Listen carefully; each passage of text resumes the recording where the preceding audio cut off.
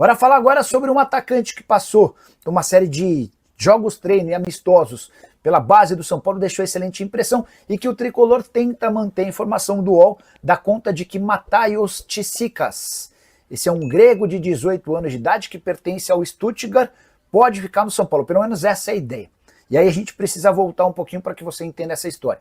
São Paulo fez uma série de parcerias com outros clubes para a base. Entre esses clubes está o Stuttgart, que esteve no Brasil nos últimos dias participando de jogos e torneios. E esse camisa 9, o Mataios, deixou excelente impressão nos dirigentes do São Paulo. Antes de gravar esse vídeo, até conversei com o Douglas Schwartzman, que é o diretor das categorias de base, e ele se referiu a esse atleta como alguém com muito potencial, por carregar o adversário, por ter drible, força, saber escorar, fazer bem o pivô. É o camisa 9 do Stuttgart e o São Paulo está tentando convencer o time alemão a deixá-lo por aqui para fazer um intercâmbio no Sub-20. São Paulo que já deixou atletas do seu Sub-20 em intercâmbio lá no futebol alemão. A chance disso acontecer por agora é pequena, até porque esse jogador é peça importante no Stuttgart para o início da temporada, mas o São Paulo, se não conseguir mantê-lo agora, vai fazer esforços para trazer o jogador no fim do ano, que equivaleria à metade da temporada do futebol europeu. Segundo o Douglas Schwartzman, esses intercâmbios podem ser super importantes para trazer jogadores importantes, mas também para dar experiência para atletas do São Paulo que vão vivenciar o mundo europeu por conta dessas parcerias. Preciso responder agora se Puma Rodrigues, lateral direito uruguaio de 28 anos de idade, pode virar reforço do São Paulo. O jogador está negociando a rescisão do seu contrato com o Vasco, completamente fora dos planos do técnico Fernando Diniz nas 3 partidas pós-Copa do Mundo. Foi reserva em 2 contra Botafogo e Del Valle e nem sequer foi relacionado para a partida contra o Grêmio.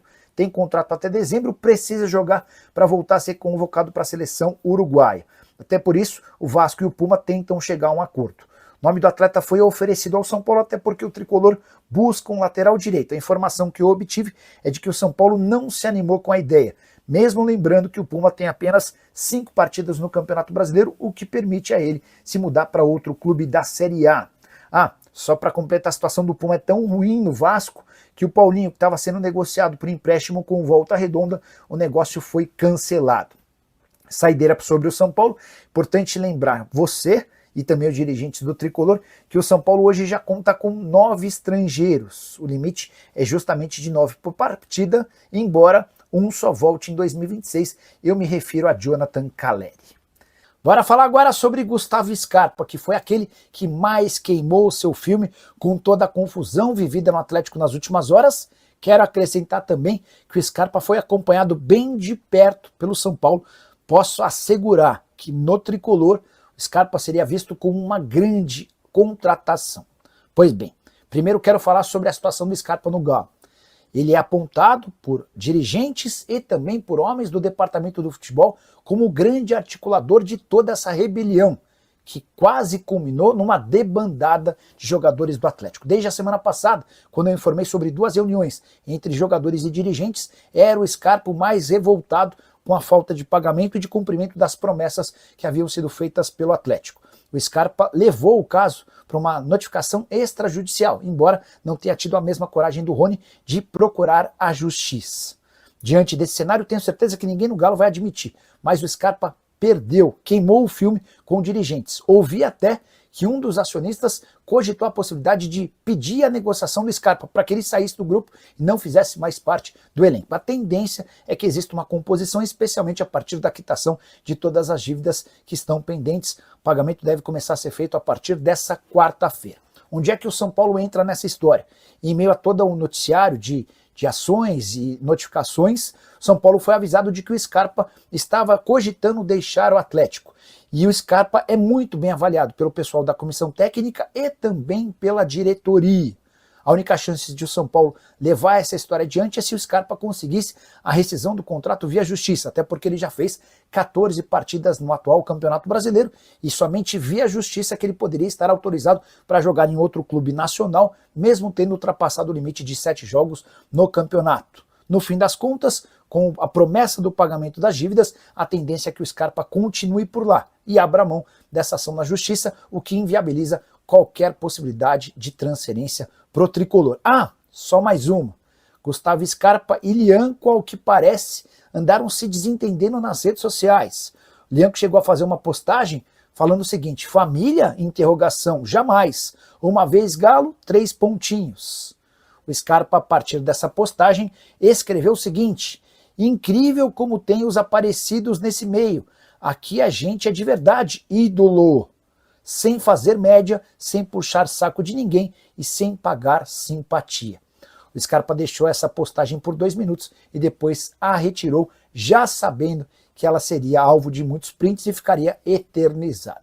E você, como vê toda essa situação? Que pensa sobre tudo que eu contei? Não esquece de deixar like, de se inscrever no canal. Bora falar agora sobre o São Paulo, Alan Franco. O que falta para a renovação do contrato do zagueiro argentino? Negociação que já se arrasta desde o final do ano passado. Contei para vocês que havia otimismo por parte da diretoria do São Paulo. Isso porque entre São Paulo e Alan Franco está tudo certo. Salário, direito de imagem, luvas, renovação para lá de importante, até porque o vínculo se encerra em dezembro e o Alan Franco já pode assinar um pré-contrato com qualquer outro interessado. As partes deram as mãos, mas não houve o anúncio dessa extensão do contrato porque o São Paulo ainda tenta se acertar com o representante do atleta. Quando Alan Franco foi contratado do futebol americano, o São Paulo criou uma dívida com esse empresário e que até agora não foi paga. O Tricolor já conversou recentemente com o empresário propondo um parcelamento. Uma parte paga à vista e o restante em algumas parcelas. Falta o ok do empresário. Nada que vá impedir o Alan Franco de ser anunciado, de o Alan Franco continuar. Mas o argentino pretende apenas anunciar sua permanência depois que tudo tiver acertado também com o seu empresário. Excelente notícia de um atleta super valorizado, o melhor do São Paulo nas últimas temporadas na zaga e que já era alvo de outros clubes brasileiros. Só para arrematar sobre o São Paulo, Lucas Moura deve voltar às atividades no campo. Na próxima semana você vai lembrar que na última sexta-feira ele passou por uma infiltração que diminuiu consideravelmente as dores no seu joelho. Se a partir da semana que vem esse quadro de menos dor se mantiver com os trabalhos em campo, a tendência é que ele volte a jogar em 3 de agosto contra o Internacional ou na Copa do Brasil, jogo seguinte, contra o Atlético Paranaense. Quero responder agora se o São Paulo está no mercado em busca de um meia atacante. E essa pergunta se faz necessária depois da venda do Alves para o CSKA e da lesão de Oscar, que não deve jogar pelos próximos 2 meses. Ele teve fratura em 3 vértebras da coluna e passa por esse momento delicado, embora sem a necessidade de uma cirurgia. Mandei a mensagem para o presidente Júlio Casares nessa segunda. E aí, Casares, vocês pretendem contratar jogador? A prioridade no São Paulo hoje é encontrar um lateral direito. Depois do lateral direito, um atacante de lado de campo. Dessa maneira, dá para dizer que o São Paulo só contratará um meio atacante para vestir a camisa 10 se pintar uma baita oportunidade de mercado. Do que se trata uma baita oportunidade de mercado? Alguém que chegue para ser titular, mas que custe bem pouco, até porque a crise financeira no São Paulo é sem precedentes. O Tricolor tem enfrentado enormes dificuldades para manter as contas em dia e precisa seguir rigorosamente à risca o FDIC, aquele plano de orçamento para a temporada. Contei para vocês na semana passada de forma exclusiva que o São Paulo fechou o primeiro semestre com 32 milhões de reais de prejuízo, mas com 14 milhões de reais acima daquilo que estava estabelecido pelo orçamento. Dessa maneira dá para dizer que apesar dos números ruins, o São Paulo tem seguido à risca aquilo que foi planejado. Só para arrematar, em relação ao Tricolor, Gonzalo Tapia, que estreou no sábado contra o Corinthians, foi apresentado de forma oficial nessa segunda-feira, dando entrevista coletiva. Fala pessoal, estamos aí com atualizações importantes do São Paulo. Se inscreva e ative o sininho para receber mais atualizações do Tricolor. Deixe seu like que é muito importante para o crescimento do canal. Utilize o espaço aqui embaixo para registrar sua opinião.